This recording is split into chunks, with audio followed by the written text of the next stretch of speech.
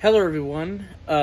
So you may be wondering why I haven't been posting for a month, and it's because of various different things.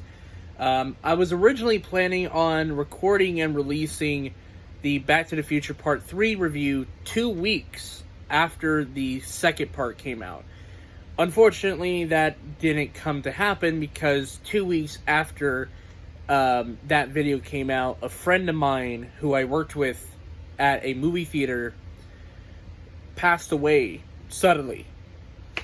He died of a undiagnosed heart condition that he or no one else really knew about. And he was pretty young. He was in his 30s. And I decided to not record that weekend. And then the next weekend happened, and it was the George Floyd thing. And I figured that I would just give the space to everyone else that's talking about the racial injustice in America, the police brutality that happens in America, and I just leave the floor for them. You know, my voice is not as important as that voice, and that's why I didn't record for the last 2 weeks. But here's the thing. I'm going to be recording right now, today, as you are watching this video, on June 20th, 2020, Father's Day. I will be recording Back to the Future Part 3. It's not going to be the longest video of the entire thing. And then I'm going to be working on the script for Part 4 and Part 5 of the retrospective, and try to film those back to back and release them at some point. And as far as the other reviews are concerned, like where's my reviews of like the newest stuff, I've been actually on Letterboxd, writing all the reviews that I have been trying to put up.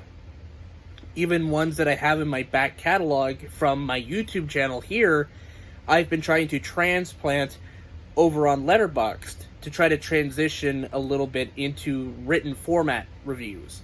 So if you want to check out my Letterboxd, I'll have a link to that in the description down below. And yeah, so Back to the Future Part 3 review should be out by the end of this week. This week. Not next week. This week.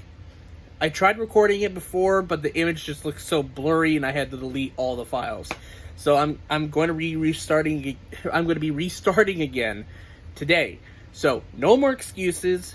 We're getting it done, and I'm going to be moving on to my next series. Now, Back to the Future Part 4 and 5 of the retrospective, where I talk about the video games and the TV show and whatnot, that will probably get pushed a little further ahead, because I want to try to jumpstart my new series on films made in Oregon.